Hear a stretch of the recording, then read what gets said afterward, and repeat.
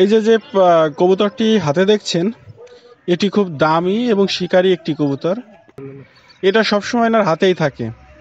এই যে এখন দেখতে পাচ্ছেন উনি এটা ছেড়ে দিয়ে দৌড়ে চলে আসায় পুরো উঠতে উঠতে কবুতরটি চলে এসেছে। এই যে আমার মাথার উপর বসার চেষ্টা করলো, নিচে চলে আসছে। উনি একটু দূরে সরে যায়, এই জন্য ওনার হাতে উঠতে পারে নাই। এখন এই যে উনি এসেই ধরে ফেললো।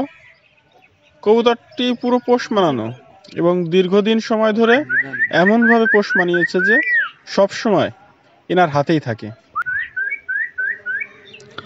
ওনাকে বললাম যে অনেক দূরে ছেড়ে আপনি চলে আসেন, দেখা যাক কি হয়। এটা বলার পর উনি ওইখানে দূরে পিলারের কাছে পাখিটিকে রেখে, অর্থাৎ কবুতরটিকে রেখে এখানে চলে আসে। আর এখানে এসে শীষ দেয় জোরে জোরে। কবুতরটি শুনতে পায়, শোনার পরে ওইটাও প্রথমে উড়ে উড়ে আপনার অনেক উপরে চলে যায়। তারপরে আবার তাকে ডাক দেওয়া হয়, ডাক দিলে সেই যে উড়ে আসছে অনেক দূরে। এই জন্য মনে হয় ক্যামেরায় দেখা যাচ্ছে না ভালো একটা। একটু আকাশে পাক দিচ্ছে, এখান থেকে শীষ দিচ্ছে। এই যে নিচে চলে আসছে, এই যে মাথার উপর দিয়ে গেল,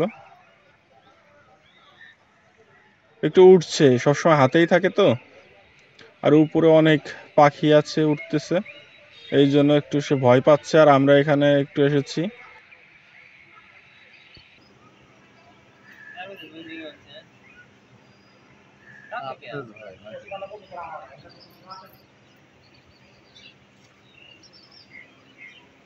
সেই যে যায় দেখছেন, একদম ঘাড়ে যায় বসার চেষ্টা করতেছে।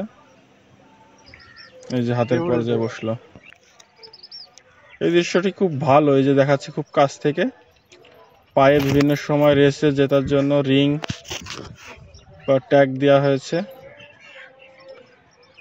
আর সৌন্দর্যের জন্য দেওয়া হয়েছে কিছু। সব সময় এভাবেই থাকে, সব সময় হাতের পরই থাকে। এই যে আবার উড়িয়ে দেওয়া হলো কবুতরটিকে, কিন্তু এখন উঠতে চাচ্ছে না। বেশ কিছুক্ষণ উড়ার পর এখন আর উঠতে চাচ্ছে না।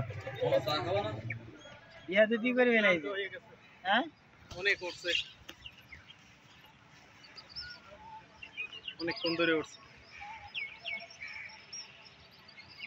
খাবার কি মেসেজ আইটেম নাকি?